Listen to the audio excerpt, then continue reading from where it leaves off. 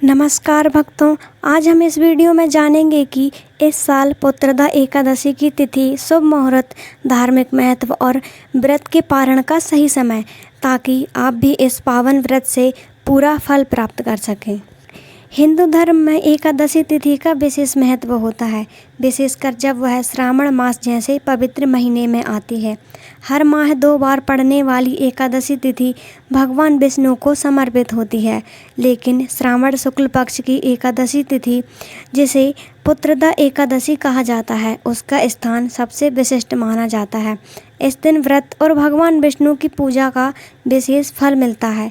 मान्यता है कि इस दिन सच्चे मन से उपवास रखने और भगवान के चरणों में भक्ति भाव अर्पित करने से संतान की सुख समृद्धि और सभी दुखों से मुक्ति का मार्ग खुलता है। यही नहीं, इस दिन भगवान विष्णु के साथ साथ भगवान शिव की आराधना भी की जाती है, जिससे यह व्रत और भी प्रभावशाली बन जाता है। सावन में पड़ने वाली पुत्रदा एकादशी, जिसे पवित्रोपना एकादशी भी कहा जाता है, इसका विशेष महत्व होता है। आइए जानते हैं इस वर्ष पुत्रदा एकादशी की तिथि, शुभ मुहूर्त, व्रत के पारण का सही समय। चलिए जानते हैं सावन पुत्रदा एकादशी की तिथि कब से कब तक है।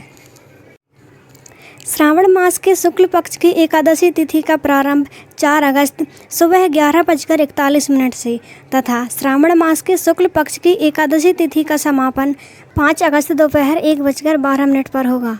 उदय तिथि के अनुसार सावन पुत्रदा एकादशी 5 अगस्त को मानी जाएगी। पूजा का ब्रह्म मुहूर्त सुबह 4:20 से सुबह 5:02 तक रहेगा। रवि योग सुबह 5:45 से सुबह 11:23 तक रहेगा। अभिजीत मुहूर्त दोपहर 12 बजे से दोपहर 12:54 तक रहेगा। प्रातःकाल पूजा का मुहूर्त सुबह 4:41 से सुबह 5:45 तक रहेगा। संध्या में पूजा का मुहूर्त शाम 7:09 से शाम 7:30 तक रहेगा।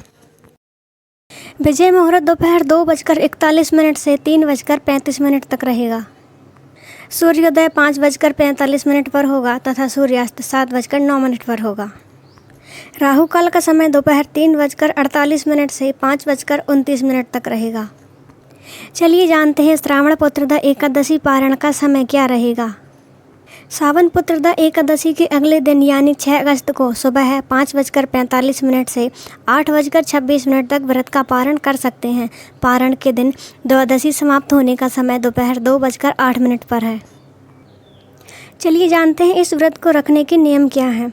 यह व्रत 2 प्रकार से रखा जाता है, निर्जल व्रत और फलाहारी या जलीय व्रत। सामान्यतः निर्जल व्रत पूर्ण रूप से स्वच्छ व्यक्ति को ही रखना चाहिए। सामान्य लोगों को फलाहारी या जलीय उपवास रखना चाहिए। बेहतर होगा कि इस दिन केवल जल और फल का ही सेवन किया जाए। संतान संबंधी मनोकामनाओं के लिए इस एकादशी के दिन भगवान कृष्ण या श्री नारायण की उपासना करनी चाहिए। पुत्रदा एकादशी का व्रत संतान प्राप्ति तथा संतान की समस्याओं के निवारण के लिए किया जाने वाला व्रत है। सावन की पुत्रदा एकादशी विशेष फलदायी मानी जाती है। इस उपवास को रखने से संतान संबंधी हर चिंता और समस्या का निवारण हो जाता है। यह व्रत भगवान विष्णु की कृपा और आशीर्वाद प्राप्त करने का एक तरीका है, जो परिवार की सुख समृद्धि और खुशहाली के लिए महत्वपूर्ण है। इस दिन भक्त भगवान विष्णु की पूजा करते हैं और पुत्र प्राप्ति के लिए आशीर्वाद मांगते हैं। यह व्रत संतानहीन दंपतियों के लिए विशेष रूप से महत्वपूर्ण माना जाता है और माना जाता है कि इसे करने से भगवान विष्णु की कृपा से संतान सुख की प्राप्ति होती है।